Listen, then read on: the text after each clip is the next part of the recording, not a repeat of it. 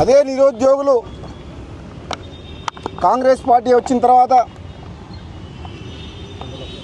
2 లక్షల ఉద్యోగాలు వస్తాయని చెప్పి గ్రూప్ 1 గ్రూప్ 2 అన్ని రకాల పరీక్షలు కూడా కాంపిటేటివ్ ఎగ్జామ్స్ పారదర్శకంగా పెట్టి మాకు న్యాయం జరుగుతుందని భావించింది. కాంగ్రెస్ ప్రభుత్వం వచ్చిన తర్వాత అనుకున్న స్థాయిలో 2 లక్షల ఉద్యోగాలు ఇవ్వకపోయినా సరే 50,000 ఉద్యోగాలు ఇచ్చింది. కానీ ఈరోజు మిగతా దాదాపు 30 లక్షల మంది నిరుద్యోగ యువత ఈ తెలంగాణ రాష్ట్రంలో మిగతా 150,000 కూడా ఉద్యోగాలు కూడా భర్తీ చేయాలని డిమాండ్ చేస్తున్నారు.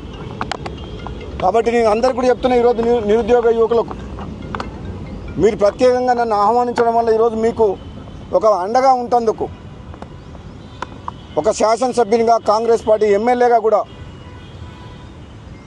మీకు హామీ ఇస్తందుకు మీరు అధైర్యపడొద్దు.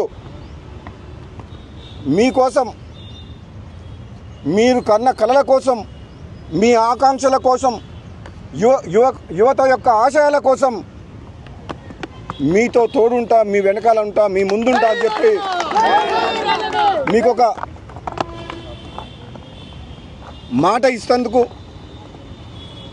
ఒక అన్నగా మీ అందరికి ఒక కుటుంబ సభ్యునిలాగా నిరుద్యోగ యువకులందరికీ కూడా ఒక అండగా నేను మాటిస్తున్నా. మీకు ఆలస్యమైన మాట వాస్తవం.